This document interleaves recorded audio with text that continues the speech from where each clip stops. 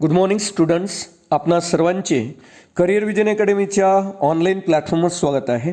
आज आपण आगामी महाराष्ट्र राजपत्रित संयुक्त मुख्य परीक्षा गट ब आणि गट क या अनुषंगाने वन लायनर करंट अफेअरचा भाग 19 अभ्यासणार आहोत. या भागामध्ये चालू घडामोडीशी संबंधित महत्त्वाचे मुद्दे देण्यात आले जे तुम्हाला आगामी सर्व प्रकारच्या स्पर्धा परीक्षांसाठी उपयोगी पडतील. यामधील जो पहिला चालू घडामोडीशी संबंधित महत्त्वाचा मुद्दा आहे तो देखील खूप महत्त्वाचा आहे. आपण पाहणार आहोत 2023चा अंडर-20 वर्ल्ड कप पुरस्कार. या स्पर्धेचं जे आयोजन करण्यात आलं होतं ते Argentina as a host country होती फिफा अंडर-20 वर्ल्ड कप स्पर्धेची. दुसरी बाब लक्षात ठेवा का ही जी स्पर्धा आहे ही कोणी जिंकलेली आहे, तर या स्पर्धेचा जो विजेता देश आहे तो म्हणजे उरुग्वेनं प्रथमच फिफा अंडर-20 वर्ल्ड कप पुरस्कार जिंकलेला आहे 2023चा. आणि उपविजेता देश जो ठरलेला आहे तो म्हणजे इटली. तिसऱ्या स्थानावर इस्रायल हा देश असून चौथ्या स्थानावर साऊथ कोरिया आहे. परंतु या स्पर्धेच्या संदर्भात तुम्ही आगामी सर्व स्पर्धा परीक्षांसाठी लक्षात ठेवा का या स्पर्धेचा जो विजेता देश आहे तो म्हणजे उरुग्वे.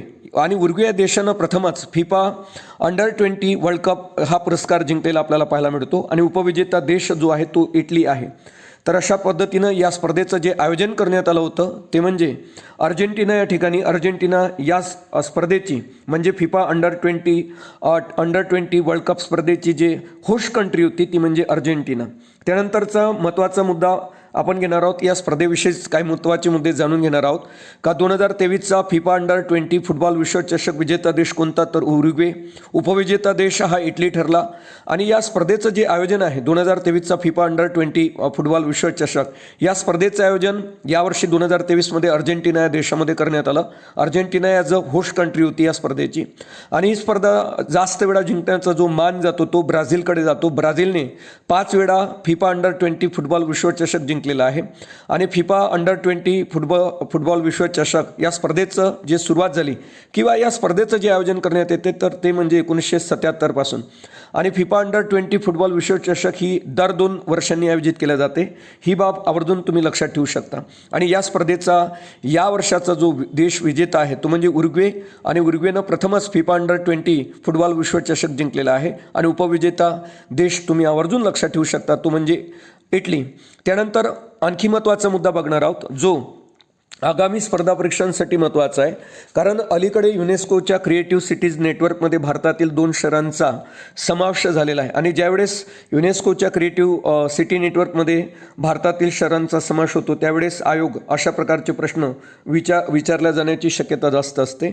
तर भारतातील ग्वाल्हेर आणि कोझिकोडे या 2 शहरांचा युनेस्कोच्या क्रिएटिव्ह सिटी नेटवर्कच्या यादीमध्ये समावेश करण्यात आलेला आपल्याला पाहायला मिळतो. विशेष म्हणजे संस्कृती आणि कलात्मकता जोपासण्याच्या कटिबद्धतेतून करण्यात आलेल्या विशेष प्रयत्नामुळे हा पुरस्कार दिला गेलेला आहे.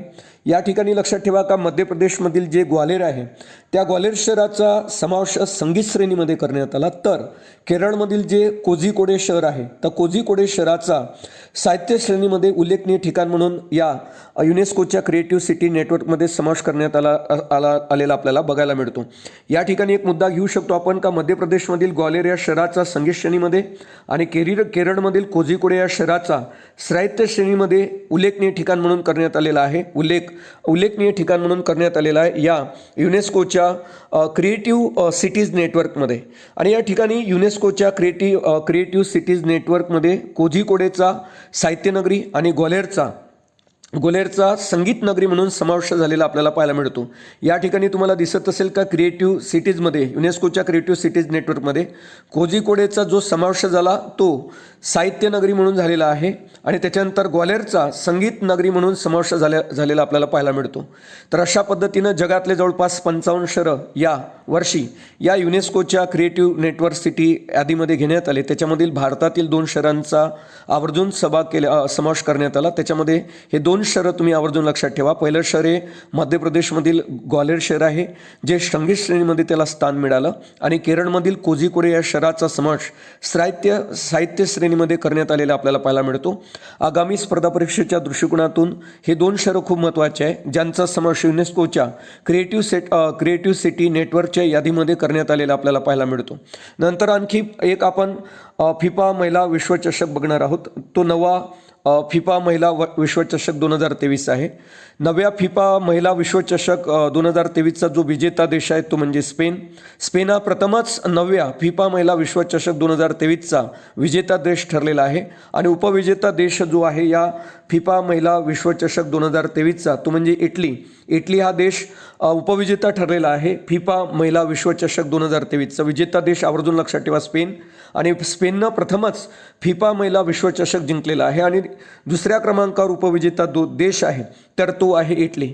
महिला विश्वचषक जिंकणारा स्पेन हा अमेरिकेने जवळपास 4 वेळा जिंकला, नंतर जर्मनी 1 वेळा आणि नॉर्वे 1 वेळा आणि जपान नंतरचा 5वा देश बनलेला आहे महिला विश्वचषक जिंकणारा. मात्र सर्वात जास्त महिला विश्वचषक स्पर्धा जिंकणारा किंवा महिला विश्वचषक फुटबॉल स्पर्धा जिंकणारा जो देश आहे तो अमेरिकाचा आहे. स्पेननं 1 वेळा, जर्मनी, नॉर्वे आणि जपानने 1-1 वेळा ही स्पर्धा जिंकलेली आपल्याला पाहायला मिळते फिफा महिला विश्वचषक. मात्र 2023चं लक्षात ठेवा का 2023चा फिफा महिला विश्वचषक नववा हा विजेता देश स्पेन असून उपविजेता देश इटली आहे. दुसरी एक गोष्ट लक्षात ठेवा का या स्पर्धेचं आयोजन सिडनी, ऑस्ट्रेलिया आणि न्यूझीलंड या ठिकाणी करण्यात आलं. आणि फिफा महिला विश्वचषकाची जी सुरुवात झाली ती 1991 मध्ये. आणि ही जी स्पर्धा आहे फिफा महिला विश्वचषक स्पर्धा ही दर 4 वर्षांनी आयोजित करण्यात येते. ही बाब विद्यार्थ्यांनी लक्षात ठेवावी. पुढचा अतिशय महत्त्वाचा मुद्दा आपण बघणार आहोत तो SBI. तर लक्षात घ्या स्टेट बँक ऑफ इंडियाशी संबंधित आहे. अलीकडे महेंद्रसिंग धोनीला स्टेट बँक ऑफ इंडियाने आपला ब्रँड अँबॅसिडर म्हणून नियुक्त केलेली आहे. आपल्या क्रिकेटर, इंडियन क्रिकेटर कॅप्टन होते माजी महेंद्रसिंग धोनी यांची ॲज अ ऑफिशियल ब्रँड म्हणून SBIने म्हणजे स्टेट बँक ऑफ इंडियाने, लार्जेस्ट बँक ही आपल्या देशातली state bank of India, the country largest bank, has announce is collaboration with former Indian cricket captain Mahendra Singh Dhoni as it official brand ambassador म्हणून केलेली आपल्याला पाहायला मिळते. तर यावरही तुम्हाला प्रश्न विचारला जाऊ शकतो काय SBIचे ब्रँड अँबॅसिडर म्हणून अलीकडे कोणाची नियुक्ती झाली.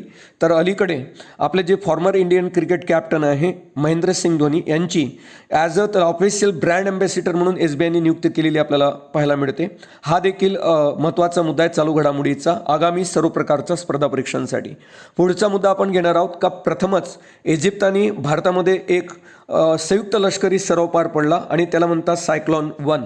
सायक्लॉन 1 हा भारत आणि इजिप्तमधील पहिला संयुक्त लष्करी सराव आहे. यावर तुम्हाला प्रश्न येऊ शकतो का सायक्लॉन 1 हा कोणत्या 2 देशांमधील पहिला संयुक्त लष्करी सराव आहे. तर सायक्लॉन 1 हा भारत आणि इजिप्तमधला पहिला संयुक्त लष्करी सराव आहे आणि या सरावाचं आयोजन राजस्थानमधील जैसलमेर या ठिकाणी करण्यात आलं होतं 14 दिवसांसाठी 14 जानेवारी 2023 पासून.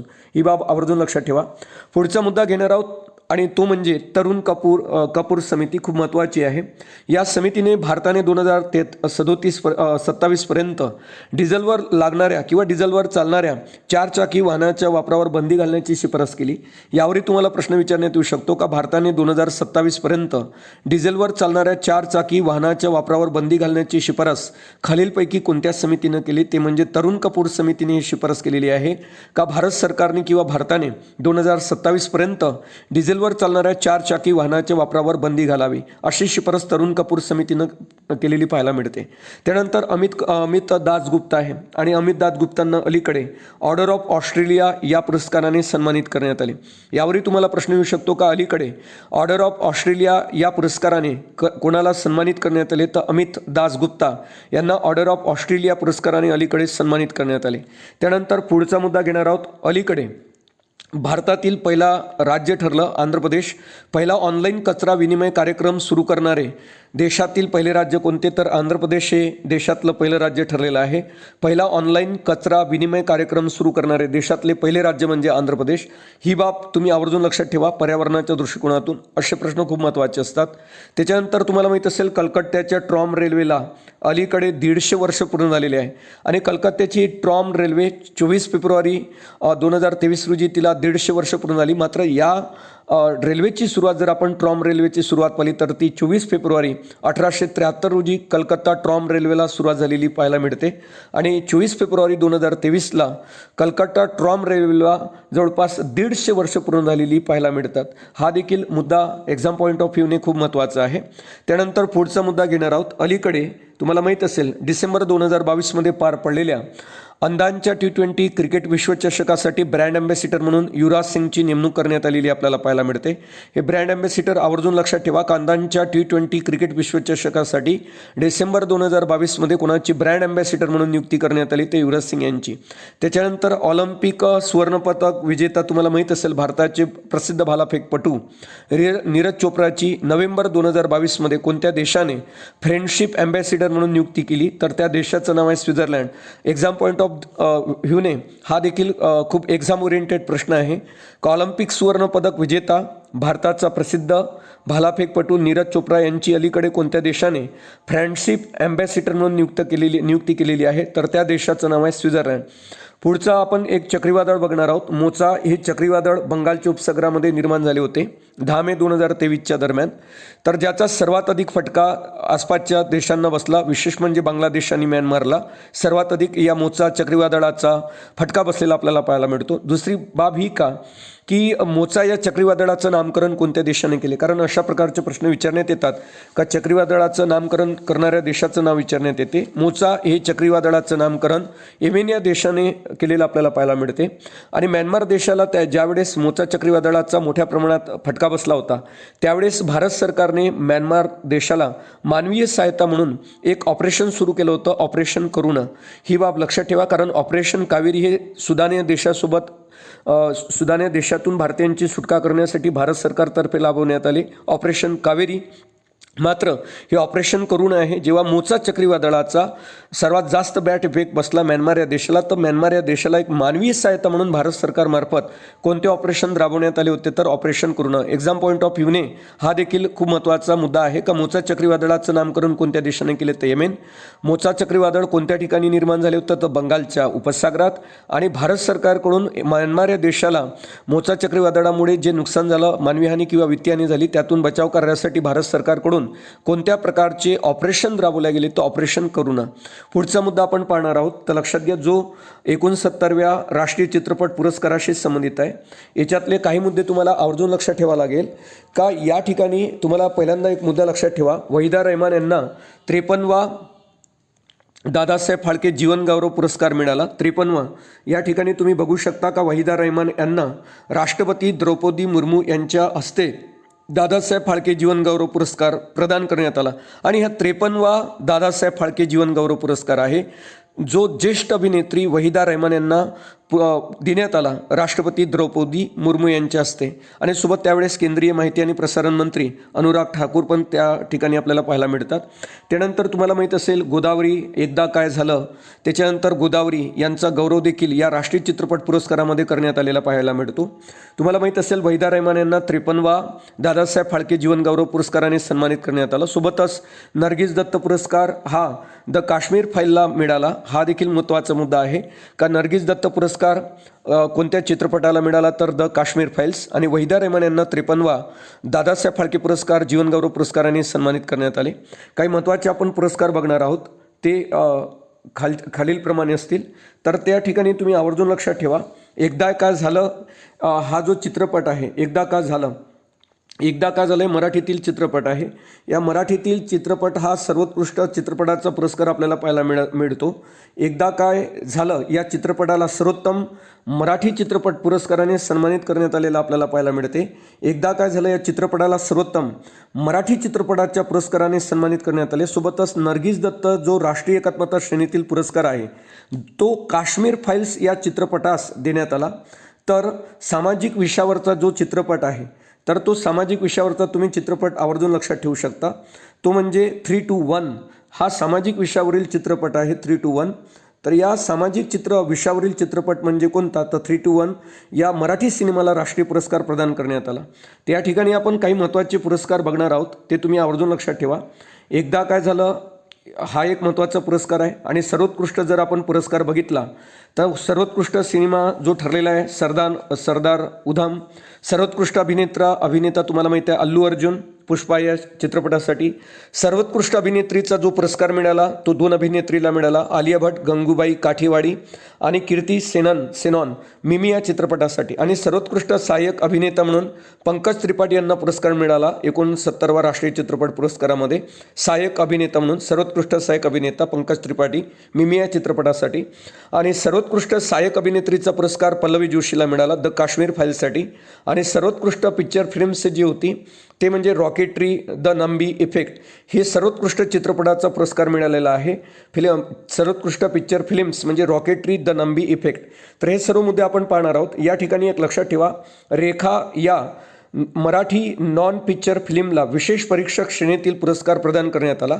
या चित्रपटाचं म्हणजे रेखा या चित्रपटाचं जे दिग्दर्शक आहे ते म्हणजे शेखर बापू रणखांबे यांनी रेखा हा पिक्चर काढलेला आहे. दिग्दर्शक लक्षात ठेवा, रेखा या पिक्चरचे शेखर बापू रणखांबे आहे.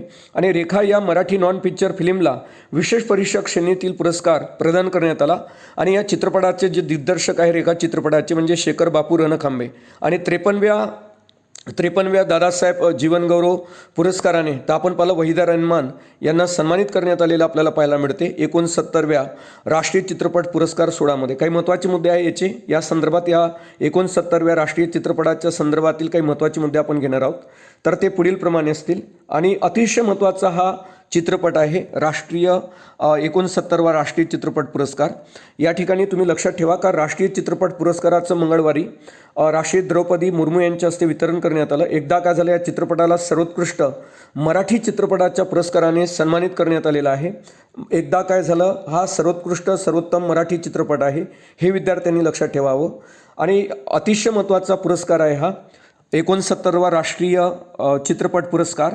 तर एकदा काय झालं, या चित्रपटाला आपण बघितलं का एकदा काय झालं या चित्रपटाला सर्वोत्तम मराठी चित्रपटाच्या पुरस्काराने सन्मानित करण्यात आलं. आणि त्यानंतर नजगीर दत्त जर आपण राष्ट्रीय एकात्मता श्रेणीतला जो पुरस्कार प्राप्त झाला तो म्हणजे द काश्मीर फाईल्स या चित्रपटाला प्राप्त झालेला दिसतो आपल्याला. नर्गिस दत्त राष्ट्रीय एकात्मता श्रेणीतील पुरस्कार द काश्मीर फाईल्स चित्रपटाला मिळाला. आणि सामाजिक विषयावरील जो आहे तर सामाजिक विषयावरील सर्वोत्कृष्ट चित्रपटाच्या श्रेणीतला जो पुरस्कार मिळाला तो म्हणजे 3:1 सामाजिक विषयावरील सर्वोत्कृष्ट चित्रपटाच्या श्रेणीतला पुरस्कार 3:1ला देण्यात आला. तर या अशा पद्धतीनं हे महत्त्वाचे मुद्दे आहेत. त्यानंतर पुढचा मुद्दा आपण पाहणार आहोत जो अतिशय महत्त्वाचा आहे. तर या ठिकाणी काही मुद्दे आहेत, तुम्ही आवर्जून लक्षात ठेवा. त्यानंतर आपण त्याला एक रिवाईज करणार आहोत.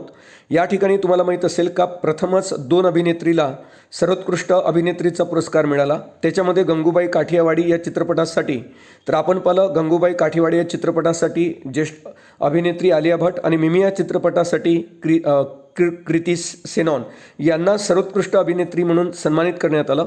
आणि उत्कृष्ट सहअभिनेत्याचा पुरस्कार मिमी या हिंदी सिनेमासाठी पंकज त्रिपाठी यांना देण्यात आला. तर सर्वोत्कृष्ट सहाय्यक अभिनेत्रीचा पुरस्कार पल्लवी जोशी यांना देण्यात आला द काश्मीर फाईल्स या चित्रपटासाठी. आणि तुम्हाला माहीत असेल का गोदावरी या चित्रपटासाठी निखिल महाजन यांना सर्वोत्कृष्ट दिग्दर्शकाचा पुरस्कार मिळाला. हा मुद्दा आगामी सर्व स्पर्धा परीक्षांसाठी महत्त्वाचा आहे का कोणत्या चित्रपटासाठी निखिल महाजन यांना सर्वोत्कृष्ट दिग्दर्शनाचा पुरस्कार मिळाला. तर गोदावरी या चित्रपटासाठी निखिल महाजन यांना सर्वोत्कृष्ट दिग्दर्शनाचा पुरस्कार मिळालेला आपल्याला पाहायला मिळतो. काही महत्त्वाचे मुद्दे आहेत ते तुम्ही आवर्जून लक्षात ठेवा. खाली घेतलेले आपण 69वा राष्ट्रीय चित्रपट पुरस्कार, हे जे 69वा राष्ट्रीय चित्रपट पुरस्कार आहे हा सन 2021साठी 21 वर्षासाठीचे पुरस्कार आहे. या पुरस्काराच्या निवडीसाठी तर 11 सदस्य निवड समिती गठीत करण्यात आली होती. त्या समितीचे जे अध्यक्ष होते ते केतन मेहता होते, हे लक्षात ठेवा. SS राजामौली यांच्या RR या चित्रपटाला एकूण 6 पुरस्कार मिळाले या 69व्या राष्ट्रीय चित्रपट पुरस्कारामध्ये. वहिदा रहमान यांना 53व्या दादासाहेब फाळके जीवनगौरव पुरस्काराने सन्मानित करण्यात आले. वहिदा रहमान यांना ही बाब आवर्जून लक्षात ठेवा का 53व्या दादासाहेब फाळके जीवनगौरव पुरस्काराने कोणाला सन्मानित करण्यात आले तर 53व्या दादासाहेब फाळके जीवनगौरव पुरस्काराने जीवनगौरव पुरस्काराने वहिदा रहमान यांना सन्मानित करण्यात आले. त्यानंतर राष्ट्रीय एकात्मतेवरील सर्वोत्कृष्ट नर्गिस दत्त पुरस्कार हा द काश्मीर फाईल्स या चित्रपटाला देण्यात आला. सर्वोत्कृष्ट अभिनेत्याचा जो पुरस्कार मिळाला तो अल्लू अर्जुन यांना पुष्पा द राईससाठी. सर्वोत्कृष्ट अभिनेत्रीचा पुरस्कार 2 अभिनेत्रीला मिळाला. आलिया भट्टला गंगूबाई काठियावाडी याच्यासाठी आणि कीर्ती सेनान यांना मिमी या चित्रपटासाठी. गोदावरी चित्रपटासाठी आपण पाहिलं सर्वोत्कृष्ट दिग्दर्शकाचा पुरस्कार निखिल महाजनला मिळाला. हा मुद्दा लक्षात असू द्या का गोदावरी चित्रपटासाठी सर्वोत्कृष्ट दिग्दर्शकाचा पुरस्कार कोणाला मिळाला तर निखिल महाजन. आणि सर्वोत्कृष्ट सहाय्यक अभिनेताचा पुरस्कार पंकज त्रिपाठीला मिळाला मिमी चित्रपटासाठी. सर्वोत्कृष्ट सहाय्यक अभिनेत्रीचा पुरस्कार पल्लवी जोशीला मिळाला द काश्मीर फाईल्ससाठी. सर्वोत्कृष्ट बालकलाकार भाविन रबारी छेल्लो शो चित्रपटासाठी मिळाला आहे. हा मुद्दा लक्षात ठेवा का सर्वोत्कृष्ट बालकलाकार कोण तर भाविन रबारी हे सर्वोत्कृष्ट बालकलाकार आहे आणि छेल्लो शो चित्रपटासाठी त्यांना हा पुरस्कार मिळाला. त्यानंतर सर्वोत्कृष्ट लोकप्रिय चित्रपट कोणता तर सर्वोत्कृष्ट लोकप्रिय चित्रपट ठरलेला 69व्या राष्ट्रीय चित्रपट महोत्सवामध्ये सर्वोत्कृष्ट लोकप्रिय चित्रपटाचा पुरस्कार जो मिळाला तो RRला देण्यात आला. इवन सर्वोत्कृष्ट मराठी चित्रपटाचा जो पुरस्कार मिळाला तो एकदा काय झालं या चित्रपटासाठी. आणि एकदा काय झालं या चित्रपटाचे जे दिग्दर्शक आहे ते म्हणजे सलील कुलकर्णी यांचा हा पिक्चर आहे एकदा काय झालं. तो मराठीतील सर्वोत्कृष्ट चित्रपट आहे. हा चित्रपट पुरस्कार लक्षात ठेवा का मराठीतील सर्वोत्कृष्ट मराठी चित्रपट कोणता तर 69व्या राष्ट्रीय चित्रपट पुरस्कारामध्ये सर्वोत्कृष्ट मराठी चित्रपट म्हणून एकदा काय झालंची निवड करण्यात आली. आणि याचे जे दिग्दर्शक आहेत ते तुम्ही लक्षात ठेवा. या एकदा काय झालं या चित्रपटाचे दिग्दर्शक सलील कुलकर्णी असलेले आपल्याला पाहायला मिळतात. त्याच्यानंतर सामाजिक समस्यांवरील सर्वोत्कृष्ट चित्रपट ठरला. सामाजिक समस्यांवरील सर्वोत्कृष्ट चित्रपट द रेझोनन्स हा सामाजिक समस्यांवरील सर्वोत्कृष्ट चित्रपट आहे द रेझोनन्स. त्यानंतर सर्वोत्कृष्ट चित्रपट ठरलेला आहे रॉकेटी दी नंबी इफेक्ट. हा भारतातला सर्वोत्कृष्ट चित्रपट ठरलेला आहे रॉकेटी द नंबी इफेक्ट. आणि या चित्रपटाचे दिग्दर्शक तुम्ही आवर्जून लक्षात ठेवा R माधवन हे या चित्रपटाचे दिग्दर्शक आहे. सर्वोत्कृष्ट चित्रपट आहे भारतातला 69व्या राष्ट्रीय चित्रपट महोत्सवामध्ये सर्वोत्कृष्ट चित्रपट ठरला रॉकेटी द नंबी इफेक्ट आणि या चित्रपटाचे दिग्दर्शक R माधवन आहे. आणि सर्वोत्कृष्ट चित्रपट नॉन पिक्चरमध्ये जर पाहिला आपण तर ते म्हणजे एक था गाव या नॉन पिक्चरमध्ये जो सर्वोत्कृष्ट चित्रपटाचा पुरस्कार मिळाला तो एक था गाव. या चित्रपटाची जे दिग्दर्शक आहे ते म्हणजे सृष्टी लाखेरा. तर सृष्टी लाखेरांचं हे चित्रपट आहे म्हणजे एक था गाव या चित्रपटाचं जे दिग्दर्शन केलं ते सृष्टी लाखेरांनी केलेलं आहे. आणि नॉन पिक्चरमध्ये त्यांना हा सर्वोत्कृष्ट चित्रपटाचा पुरस्कार मिळाला एक था गाव या चित्रपटासाठी. दिग्दर्शक आवर्जून लक्षात ठेवा एक था गाव चित्रपटाचे दिग्दर्शक सृष्टी लाखेरा या आहेत. इवन सर्वोत्कृष्ट मराठी चित्रपट आताच आपण बघितलं सर्वोत्कृष्ट मराठी चित्रपट जो ठरला एकदा काय झालं हा ठरलेला आहे. आणि एकदा काय झालं या चित्रपटाचे जे दिग्दर्शक आहेत ते सलील कुलकर्णी आहे. सर्वोत्कृष्ट हिंदी चित्रपट आवर्जून लक्षात ठेवा सरदार उधम. यावरही तुम्हाला प्रश्न येऊ शकतो का 69व्या राष्ट्रीय चित्रपट महोत्सवामध्ये सर्वोत्कृष्ट हिंदी चित्रपटाचा पुरस्कार कुणाला देण्यात आला कोणत्या चित्रपटाला तर सरदार उधमला. आणि सर्वोत्तम सामाजिक लघुपट कोणता तर सर्वोत्तम सामाजिक लघुपट आहे 3-1 मराठी हिंदी. तर तो सर्वोत्तम सामाजिक लघुपट आहे 3-1. आणि सर्वोत्कृष्ट बालचित्रपट गांधी अँड कम तर हे गांधी अँड कम हा सर्वोत्कृष्ट बालचित्रपट आहे गांधी अँड कम. आणि त्याच्यानंतर दिग्दर्शकाच्या सर्वोत्कृष्ट पदार्पण चित्रपटासाठी इंदिरा गांधी पुरस्कार जो मिळाला 69व्या राष्ट्रीय चित्रपट पुरस्कार महोत्सवामध्ये मेपाडियनला मिळाला. मेपाडियन या चित्रपटासाठी विष्णू मोहन यांना. दिग्दर्शकाच्या सर्वोत्कृष्ट पदार्पण चित्रपटासाठीचा इंदिरा गांधी पुरस्कार मेपाडियन या चित्रपटासाठी विष्णू मोहन यांना मिळाला. पुढचा मुद्दा अशा प्रकारचे हे 69व्या राष्ट्रीय चित्रपट पुरस्कार आहेत. आणि या चित्रपटासाठी जी 11 सदस्य समिती निवडण्यात आली होती त्याचे जे अध्यक्ष होते ते म्हणजे केतन मेहता. पुढचा मुद्दा घेणार आहोत आणि हा मुद्दा देखील खूप महत्त्वाचा आहे. भारतीय रेल्वे बोर्डाच्या पहिल्या महिला अध्यक्षा म्हणून श्रीमती जया वर्मा सिंह यांची नियुक्ती करण्यात आलेली आपल्याला पाहायला मिळते. आणि जया वर्मा सिंह तर ह्या फर्स्ट CEO आहे या रेल्वेच्या आणि चेअरपर्सन पण आहे 100 वर्षातील. आणि प्रथमच एका महिलेची ज्यावेळेस भारतीय रेल्वे बोर्डाच्या किंवा कोणत्याही संघटनेच्या अध्यक्षपदी जर नियुक्ती होत असेल तर त्यावर प्रश्न विचारण्यात येत असतो. आणि भारतीय रेल्वे बोर्डाची स्थापना 1905 ही लक्षात ठेवा. आणि भारतीय रेल्वे बोर्डाच्या पहिल्या महिला अध्यक्षा बनल्या श्रीमती जया वर्मा सिंह. त्यानंतर तुम्हाला माहीत असेल 2023चा रॅमन मॅक्सेस पुरस्कार हा भारताच्या डॉक्टर रवी कन्नन यांना जाहीर झाला आणि डॉक्टर रवी कन्नन यांचं जे योगदान आहे ते कर्करोग क्षेत्रातील योगदान आहे. विशेषतः ईशान्य भारतामध्ये त्यांनी खूप महत्त्वपूर्ण कार्य केलेलं आहे कर्करोग या क्षेत्रामध्ये. आणि विशेष म्हणजे आसाममध्ये कॅचर आपण पाहिला Cachar cancer hospital and research centre in Assam या ठिकाणी सर्वात जास्त वर्क त्यांनी केलेलं आपल्याला पाहायला मिळते. विशेषतः कर्करोग बाधित व्यक्तींना कर्करोगापासून मुक्त करण्यासाठी डॉक्टर रवी कन्नन यांनी केलेलं जे कार्य आहे त्याच्यासाठी रॅमन मॅक्सेस पुरस्कार 2023 यासाठी त्यांची निवड झालेली आपल्याला बघायला मिळते डॉक्टर रवी कन्नन यांना. तर या त्यांचं क्षेत्र आवर्जून लक्षात ठेवा, ते कर्करोग क्षेत्राशी रिलेटेड आहे. आयोग तुम्हाला यावर प्रश्न विचारण्यात येऊ शकतो. अलीकडे 2023चा रॅमन मॅक्सेस पुरस्कार हा डॉक्टर रवी कन्नन यांना कोणत्या क्षेत्रासाठी जाहीर झाला तर कर्करोग क्षेत्रातील योगदानासाठी त्यांना जाहीर झालेला आहे. त्यानंतर पुढचा मुद्दा घेणार आहोत आपण. तुम्हाला माहीत असेल 6 फेब्रुवारी 2023 रोजी तुर्की आणि सिरियामध्ये मोठ्या प्रमाणात रिश्टर स्केलचे भूकंप झाले. 7.8 ते 7.7 रिश्टर स्केलचे भूकंप तुर्की आणि सिरियामध्ये झालेले पाहायला मिळतात 6 फेब्रुवारी 2023मध्ये. त्यावेळेस या दोन्ही देशांना मदत करण्यासाठी भारत सरकारने ऑपरेशन दोस्त हे अभियान राबवलेले आपल्याला पाहायला मिळते. जर तुम्हाला विचारण्यात आलं ऑपरेशन दोस्त हे अभियान कोणत्या देशासाठी राबवण्यात आले तर तुर्की आणि सिरिया या देशासाठी, कारण त्या ठिकाणी 6 फेब्रुवारी 2023ला तर 7.8 ते 7.7 रिश्टर स्केलचा भूकंप झाला होता. त्यावेळेस त्यांना मदत करण्यासाठी त्या देशातील नागरिकांना ऑपरेशन दोस्त भारत सरकारमार्फत राबवण्यात आले. त्यानंतर आपण एक आणखी महाराष्ट्र सरकारची योजना बघणार आहोत. शासन आपल्या दारी ही जी योजना आहे या योजनेची सुरुवात 13 मे 2023 रोजी एकनाथ शिंदे यांच्या हस्ते सातारा जिल्ह्यातील पाटण तालुक्यात दौलतनगर या ठिकाणापासून करण्यात आली. जर तुम्हाला विचारण्यात आलं का शासन आपल्या दारी हे अभियान कोणत्या जिल्ह्यातून सुरू करण्यात आले तर सातारा जिल्ह्यातील, आणि कोणत्या तालुक्यातून सातारा जिल्ह्यातील पाटण तालुक्यातून विशेषतः दौलतनगर या ठिकाणाहून या योजनेची सुरुवात झाली आणि ती एकनाथ शिंदे आपल्या मुख्यमंत्र्यांनी केलेली आपल्याला पाहायला मिळते. शासन आपल्या दारी आणि उद्देश आहे का समाजातील जे काही सर्व तळागाळातील घटकांना शासनाच्या ज्या विविध कल्याणकारी योजना असतात त्यांचा लाभ मिळवून देणे हा मुख्य उद्देश आपल्याला शासन आपल्या दारी या अभियानाचा पाहायला मिळतो. सरकारकडून जारी करण्यात येणारी विविध कागदपत्रे लोकांना मिळवून देणे हा देखील शासन आपल्या दारी अभियानाचा एक भाग आहे.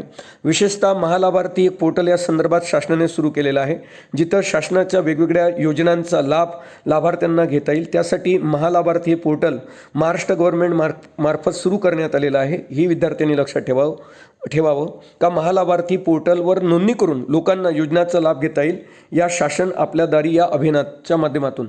आणि हे अभियान 13 मे 2023 रोजी सातारा जिल्ह्यातील पाटण तालुक्यातून सुरू झालेलं आहे. हे विद्यार्थ्यांनी लक्षात ठेवावं. त्यानंतर पुढचा मुद्दा आपण घेणार आहोत. महाराष्ट्रातील काही महत्त्वाची गावे घेणार आहोत. तर एक म्हणजे धुमाळवाडी अलीकडे खूप प्रसिद्ध किंवा चर्चेत असलेलं गाव होतं धुमाळवाडी हे सातारा जिल्ह्यातील गाव आहे आणि महाराष्ट्रातलं पहिलं फळाचं गाव आहे. इथं 19 प्रकारचे वेगवेगळे फळं पाहायला मिळतात. म्हणून महाराष्ट्रातलं पहिलं फळाचं गाव कोणतं तर धुमाळवाडी सातारा.